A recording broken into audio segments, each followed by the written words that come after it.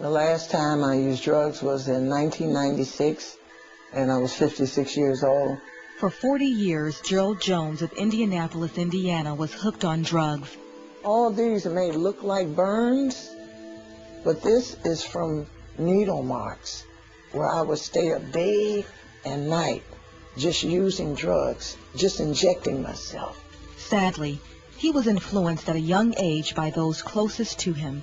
My dad worked for the city, and he grew marijuana out in the fields, and when he came home he would smoke, and that always stayed with me, the smell of marijuana and jazz being played in the house.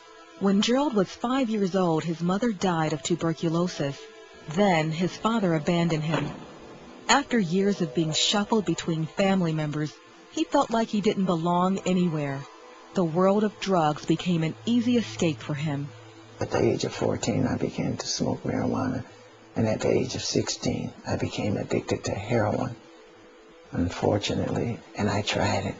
And once I tried it, even though I became sick, it seemed like all of the other problems and things that I came up under, it just took it all away. And so I easily became addicted.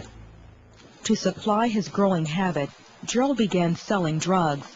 At 19, he was arrested for possession and went to prison.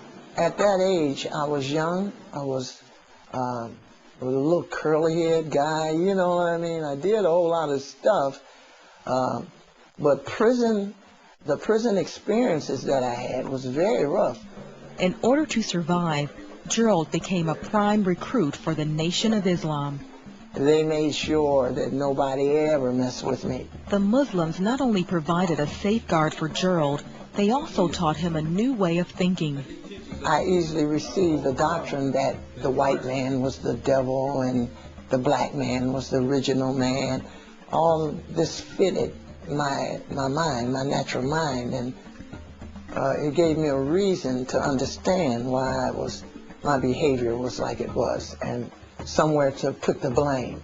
Gerald began to study the Quran, the Torah, and the Bible. For the first time in his life, he developed a discipline in something he thought was worth living for. I would get up each day and I would say all my prayers, Father. I would say it's 5 prayers a day. I would say all 5 of them. When it comes to the month of Ramadan, I would do the 30-day fast from sunup to sundown. After a year in jail, Gerald was released, only to return again. Over the next 15 years, he spent his life in and out of prison systems. In spite of it all, Gerald remained a loyal follower of the teachings in the Nation of Islam, and particularly Malcolm X. He was really a grassroots speaker. He had a way of reaching the black man in a way that had never been taught or spoken before. But drugs continued to dominate and dictate his every move. I really felt it was all right for me to deal the drugs and to get high and to the things I was doing as a Muslim. As long as I went to prayer 5 times a day, I looked good on the outside, but inside, I was a dead man. After years of drug abuse, Gerald contracted HIV by sharing needles with other heroin users. Within 4 years, the HIV turned into full-blown AIDS. The lowest part was when the HIV had become AIDS, and the doctors had given up on me, and I had went down to maybe 112, 13 pounds. That's when Gerald received a phone call that would change his life forever. My brother called me from Indianapolis, and he ministered to me and said, "You've tried every way. Are you ready to accept the Lord Jesus Christ?" And I knew that his life and my life had been similar. I knew his life had changed. And that was one testimony that I could never get out of my mind. Prophet Muhammad, Allah, had not done it for me.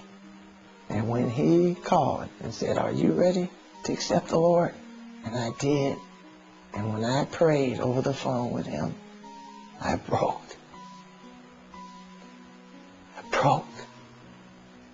The Lord came into my life and met me right there on the phone. Even though Gerald gave his heart to God, he still had a difficult time giving up the disciplines of his Muslim faith. I was reading the Bible and I was saying to myself, Jesus, if you are real, then you need to show me, because I can't keep going in between like I'm doing. God did just that. He began to open up his word to Gerald, and eventually God started to transform Gerald's thinking and strip him of Islamic practices. It was when I got to the Lord Jesus Christ that I began to understand that all of mankind was under the dominion of demonic activity. The whole race as a whole, and only through Jesus Christ, who was manifested to destroy the works of the devil, was that gotten a hold to in my life. And over time, the healing power of Jesus Christ broke a 40-year addiction to drugs. Some people, such as myself, there's a process that he takes you through because of the deep-rooted desires that I had down in me for drugs. I didn't know how to function without drugs, but I do know that even going through the process, the Lord will stay with you all the way. He won't let you go. Today, Gerald Jones is 65 years old, and the HIV and AIDS that nearly took his life are in total remission.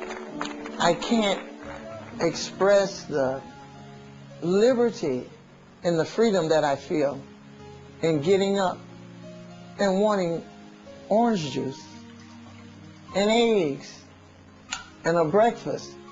Things like that may seem so natural to people, when my first thought was drugs. And wherever he goes, he loves to tell others about the healing power of Jesus Christ.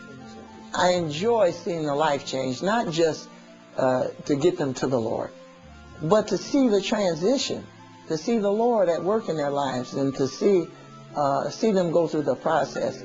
Once you come to God and you surrender your life to the Lord, He's faithful and He's able to do exceedingly abundantly all that you can ever ask or think.